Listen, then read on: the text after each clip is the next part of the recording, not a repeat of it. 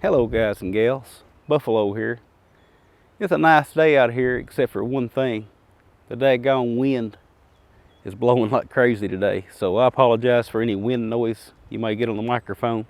But we're taking a look at the Ruger P89. This is one that a friend of mine got in on a trade, and it is a fine looking representation of what the P89 was. Those of you guys that don't know about the P89, it started life as the P85 back in the mid 80s and eventually became the P89, and they stopped producing these there about 2007, I believe. So it's no longer produced as a new gun. There's still a lot of these out there on the used market. There were a lot of them made. Very popular, full-sized budget gun. It was designed for duty or combat, so it is a full-size gun, not ideal for concealed carry. You can see it's quite a bulky pistol, but for me, this would make a great range gun, open carry gun, or even a home defense pistol. You know, it's proven so reliable that I wouldn't scratch it off the list as a good home defense pistol. I've shot steel case, aluminum case, brass case. I've shot 115 grain, 124 grain, 147 grain. I've shot FMJs in it, shot hollow points in it. Haven't had a single hiccup with this Ruger P89. It will gobble up anything that I've got that I can put through it. 15 round magazines come standard with this pistol.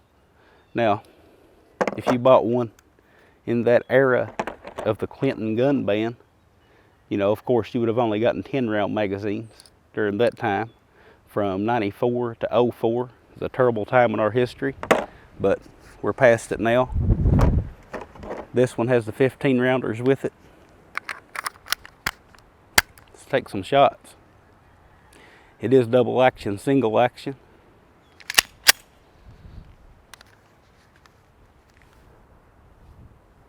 Three dot sights. We'll take a closer look at this pistol. I'll get the better camera out here in a minute. We'll just do a little bit of shooting right now.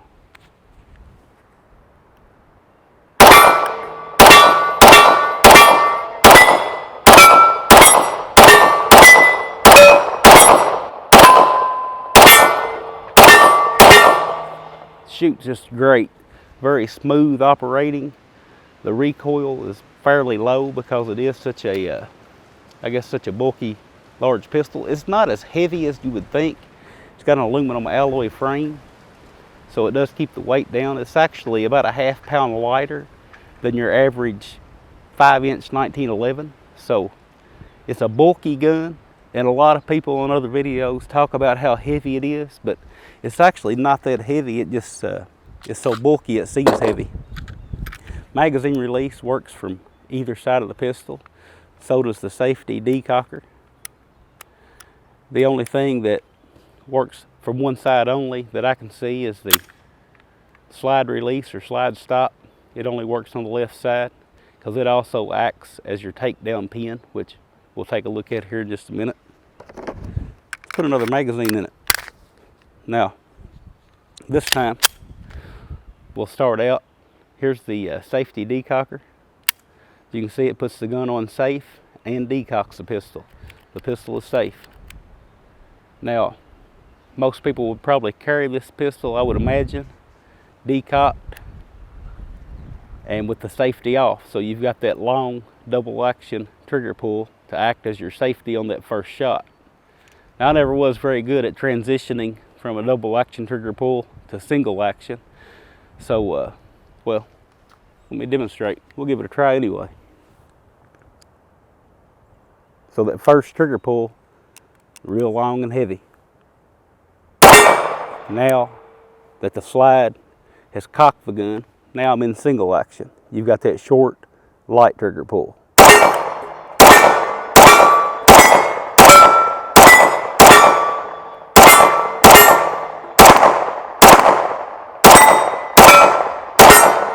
Something I've noticed is if I don't have my sights on the target when I shoot, I usually miss.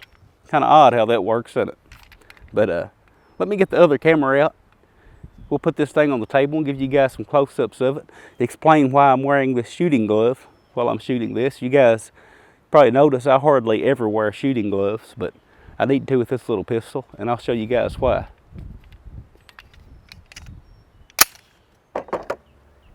So just real quick, this is why I was wearing the shooting glove. There's a lip right here, and that grip panel is really short, and it didn't take me long to figure out that that was cutting my thumb up, because that's exactly where I grip the gun at. So that's why I'm wearing the shooting glove today. If this were my pistol, I'd take this grip panel off and smooth that edge down, but since it's not my pistol, I'm just going to report to the owner what it's doing and let him deal with it. And while I'm shooting it, I'll just wear the shooting glove. Okay, I just want to run over some of the features of this pistol real quick. As I already mentioned, it's got an aluminum alloy frame to help keep the weight down. Pistol comes in at around 2 pounds. I like the way the trigger guard is shaped. It's got plenty of room for a gloved hand. Also flat on the front for those that use that grip where they use the pistol, the trigger guard as part of their grip. Of course, the slide stop is placed where you can easily reach it without changing your grip. I like that. Some pistols, it seems like you have to wiggle your grip around to get to the slide stop. And as I mentioned, the magazine release works from either side. So does the safety decocker.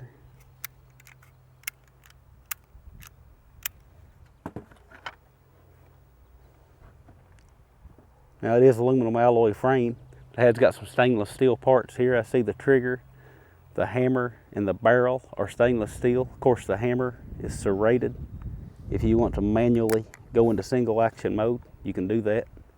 Of course, the decocker, you can take it right back out. Got low profile 3-dot sights. Stay real low and close to the slide. I like that. The sights are plenty satisfactory. I'm not an expert shooter by any means, but they keep me on target so long as I actually have the sights on the target when I squeeze the trigger. That's pretty important. Your magazines, as I mentioned, are 15 round, unless you bought them in that Clinton era. They are serviceable. You remove the floor plates, service your magazine. Now you'll notice the slide doesn't have any slide serrations. Some people do complain about that. I haven't found it to be an issue myself. And of course, the overall length of the pistol from front to back comes in at about 7 3/4 inches. So again, we're talking about a full-sized duty pistol here. I don't do takedowns very often in my videos anymore. It just takes up a lot of time, and there's usually a lot of takedown videos out there on YouTube already. This one's a little different. My buddy that got this, you know, he's a younger guy. He's kind of new to handguns, and I'd like to show him how to take his pistol down just so he can clean it, take care of it. So, of course, with the basics here, you'll notice the slide. If you've got an empty magazine in, the empty magazine will push up on your slide stop lever and stop that slide when you pull it back. But when we're cleaning a gun or taking it down, we want to make sure there's no magazine in, there's nothing in the chamber. We want to make sure that gun is unloaded completely, which means no magazine involved. So when you pull your slide back, just push up on your slide stop lever with your thumb, and it'll hold your slide back. Now from there, you want to reach in here. Your ejector rod is right here. You want to push that down. It'll just fold down into the grip frame of the gun. I know you can't see that very well, but you'll be able to feel it. Push that down and out of the way. Come around, grip the gun like I've got it here. Pull it back slightly. You'll push this is on a rod, your slide stop is on a rod that goes all the way through the gun. Push it out from the far side, pull it out. It'll come out to there and stop. It's held captive. At this point, you'll be able to let go of your slide and pull it right off the gun. So, you've got your grip frame and your slide assembly. This is your recoil spring. You can pull it out. This is your guide rod. Keep that clean. Of course, your barrel. It's got a 4.5-inch barrel, if I didn't mention that already. And then you've got your slide. Now for typical cleaning, this is as far as you're going to need to go on your takedown. So at this point, just reverse everything after you get it cleaned and lubricated. You'll want to lubricate your contact points where your slide grooves are and things along your slide. But once you get everything cleaned and properly lubricated, just put everything together exactly the opposite of the way I just took it apart. Make sure there's that ejector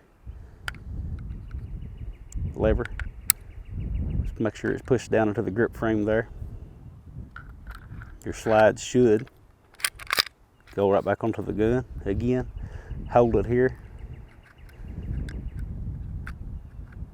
Once you get everything lined up properly, you just push that lever right back in. There's a notch there on the slide that it'll go into. And at this point, you're ready to fire.